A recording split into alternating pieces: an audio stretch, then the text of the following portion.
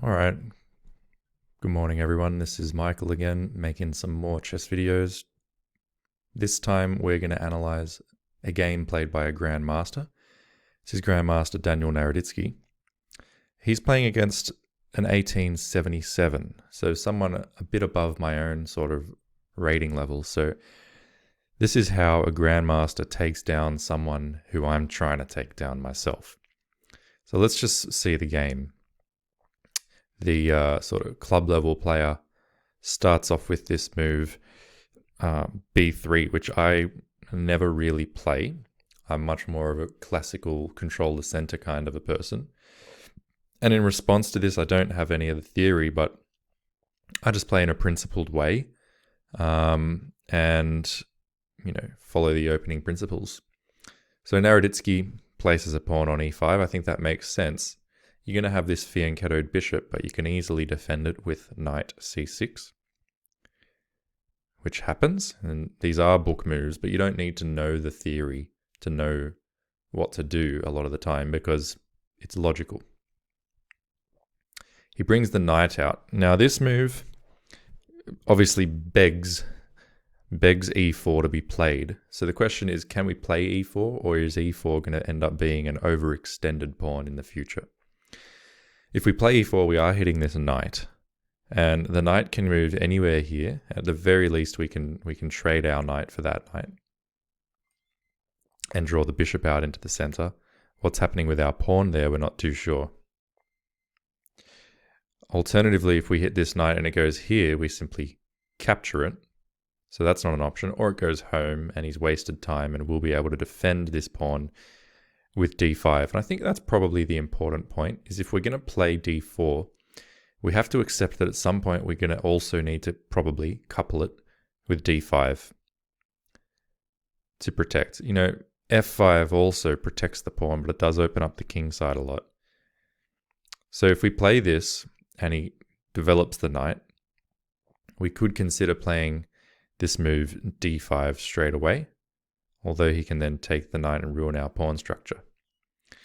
So after e4, if he moves the knight, say here, I would be questioning what we do. Do we take?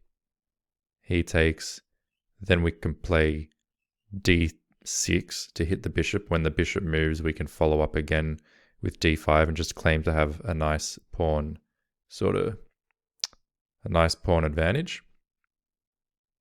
And that's actually what was played in the game. This e4 was played, the knight jumped down. So here I think what I probably would have done is capture,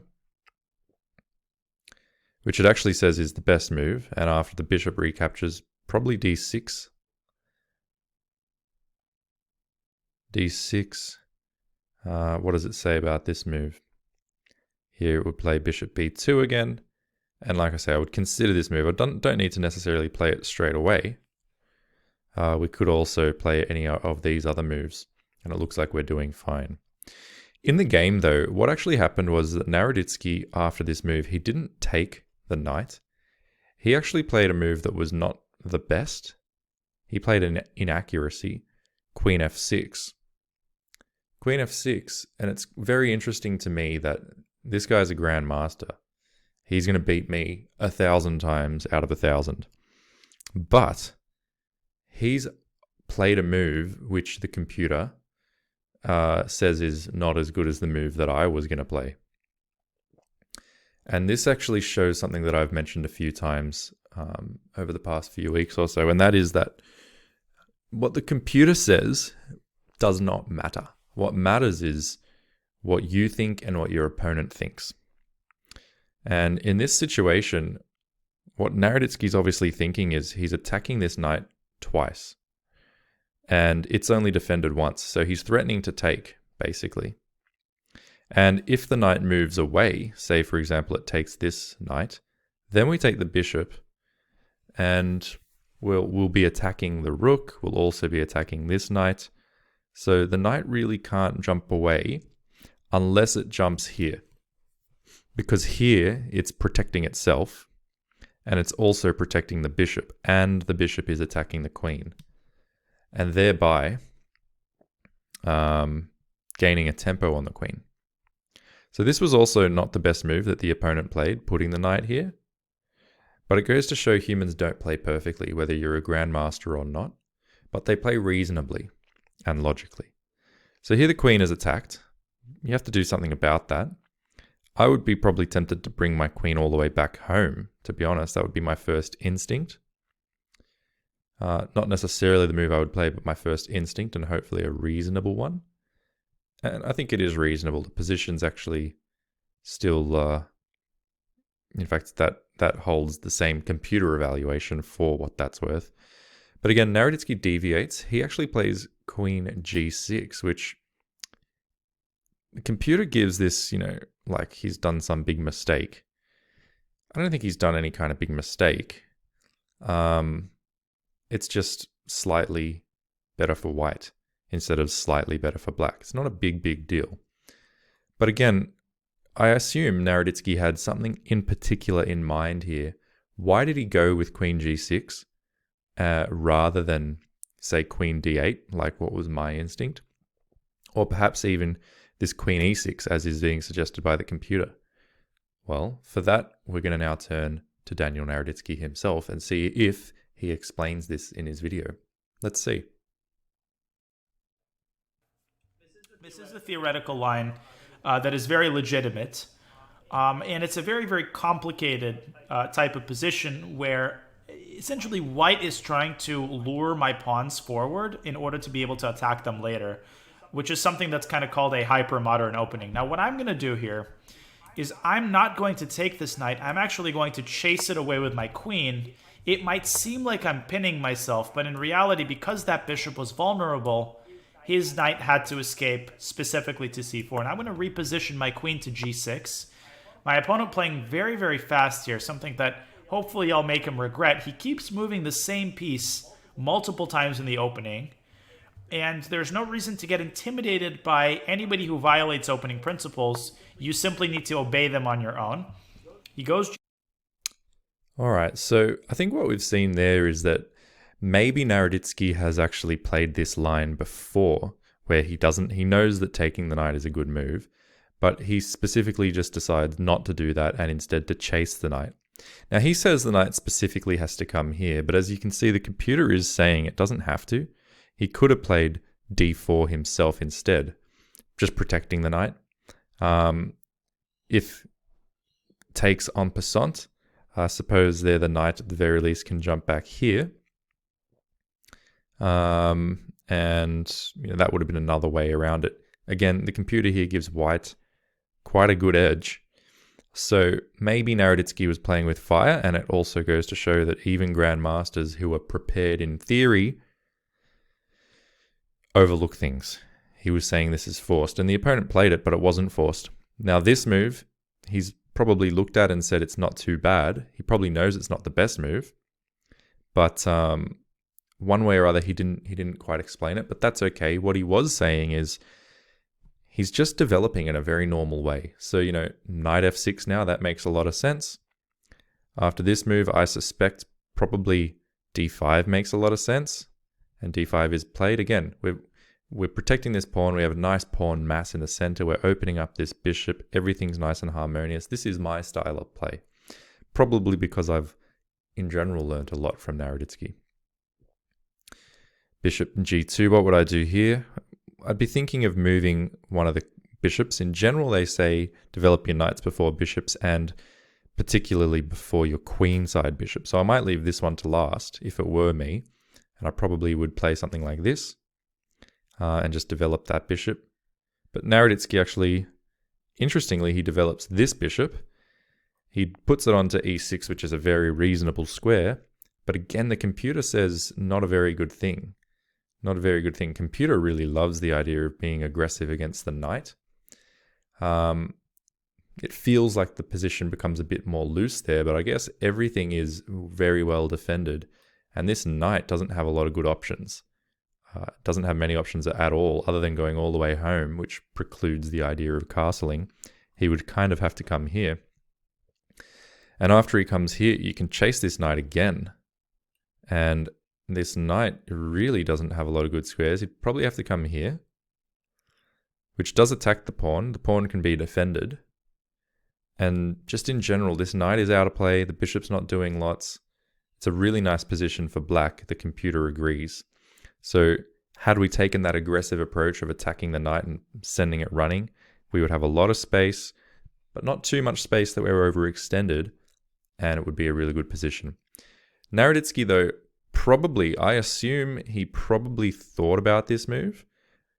He probably also thought about this move, but in the end, he went for this one. So I'm curious now to flick on back to Naroditsky and see how he came up with that decision, because I can understand not wanting to enter into complications, but why not move this bishop first?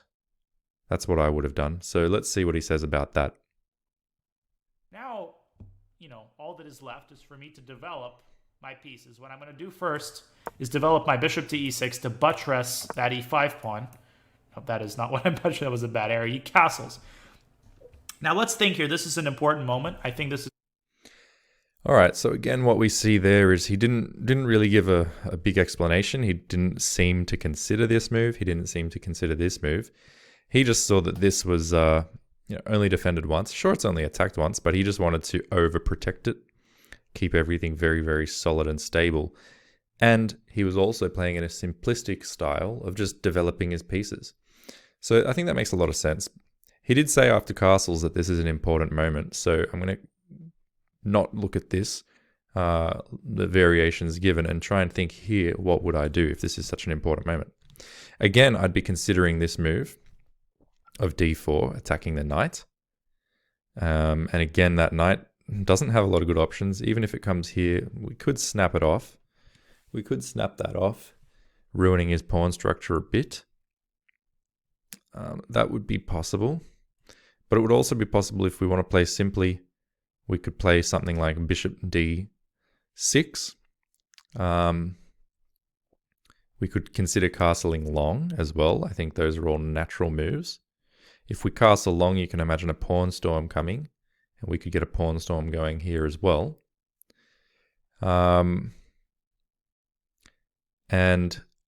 I've got to be honest, I actually did look through this game earlier, and I think this is the moment where he plays h5, which is the best move.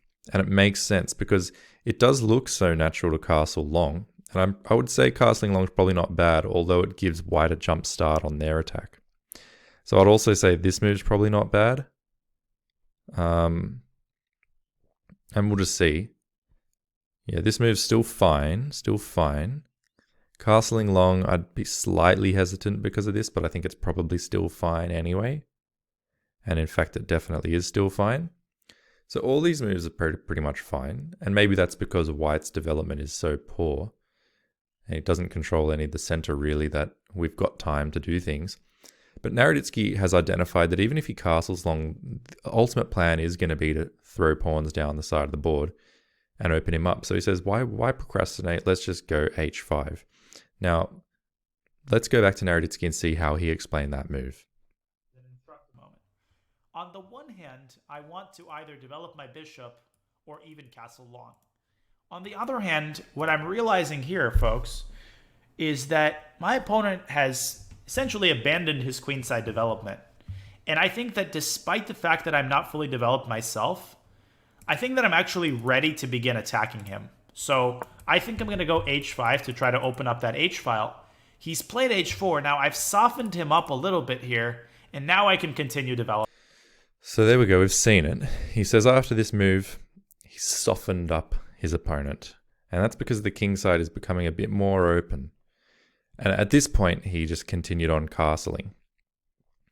Completing his development, he's almost completed the development. This move can obviously come next.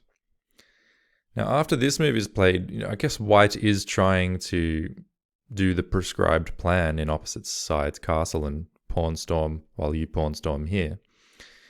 But the difference is we've got all these pieces here developed. White has nothing, really. So I guess here, again, it would make sense just to take aim at this. You could almost consider stuff like this, taking two pawns with an eye on a third, as a possibility, but in general, just developing this would make sense. And that's what Naroditsky does. It's actually an inaccuracy, according to the computer. And that's quite interesting to me. Quite interesting to me indeed. But the computer says it would prefer this move. Why? Probably so you can play g5 and really start opening things up. You can play this in future and put a rook here. That would make a lot of sense, in fact. But Naroditsky just plays in a simple way. If we cut back to him now, I'm going to assume that he played this without a lot of thought and just on the simplistic notion that he's developing towards the king side. Let's see if that's in fact true. On g3, mark my words. I'm thinking of potential sacrifices. He goes a4. Wow. So very creative play.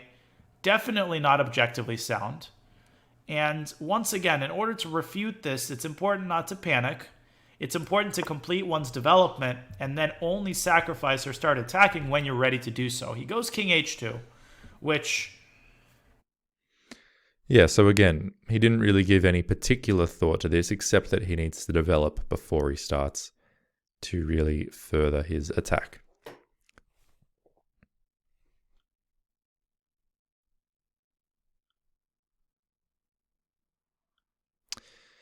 So as the game went on, he did bring the king in, which is an inaccuracy. It does bring it within checking range. Now, if the knight takes, we take here and we're opening this file up, which is great. If instead he just moves, well, we've got a strong knight here, so I don't see any real problem with that. So you might as well play this move. He does takes back, opening up this file. It's now a semi-open file. And because actually the bishop is here well placed, this pawn is pinned and does not actually defend. This is an illusory defense, and this threat is real. On this next move, you could automatically play this move, check, kicking the king back. But instead, Naroditsky did something different. He advanced his bishop here first with a tempo against the rook, and still preserving this move in the future. So once that rook moved, he then crashed through. This can't be taken. It's a check. There's more attacks on the way, and the white side resigned. So actually really simple game, a very, very simple game, in which normal development was prioritized over absolute accuracy. And that normal development, as well as the recognition of, time to attack, basically led to a swift defeat of an 1877. So we'll try and do that in our next training game. Try and draw those lessons into our own play. And we'll see you then.